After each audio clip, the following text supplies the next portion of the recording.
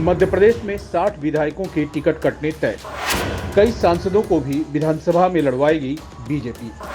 सर्वे के बाद लिया नए चेहरों को मैदान में उतारने का फैसला। मध्य प्रदेश विधानसभा चुनाव को लेकर सत्ताधारी भारतीय जनता पार्टी यानी बीजेपी रणनीति बनाने में जुटी हुई है।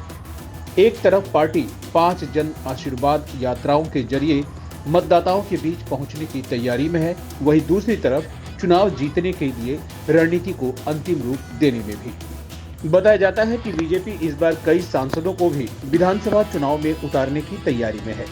मध्य प्रदेश की 230 विधानसभा सीटों पर बीजेपी के चुनावी सर्वेक्षण का काम करीब पूरा हो चुका है।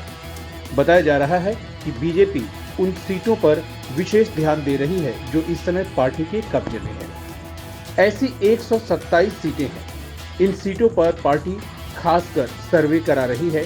बीजेपी सूत्रों की माने तो पार्टी गुजरात का फॉर्मूला अपना सकती है। मध्य प्रदेश विधानसभा चुनाव में बीजेपी करीब 60 विधायकों का टिकट काट सकती है। ये संख्या करीब 50% तक हो सकती है, यानी 60 से अधिक विधायकों के भी टिकट काटे जा सकते हैं।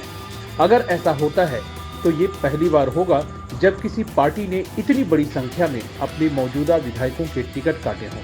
सूबे में इतनी बड़ी संख्या में कभी भी मौजूदा विधायकों के टिकट नहीं काटे गए।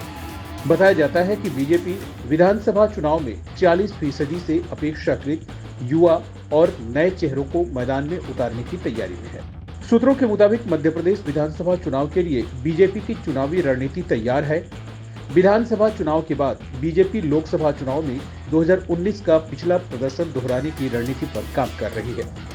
बीजेपी ने 2024 में सूबे की 29 में से 29 सीटें जीतने का लक्ष्य रखा है। सूत्रों की माने तो लोकसभा चुनाव में भी करीब 12 मौजूदा सांसदों के टिकट काट सकती है। बीजेपी की रणनीति नए और 3 चेहरों को मैदान में उतारने की है।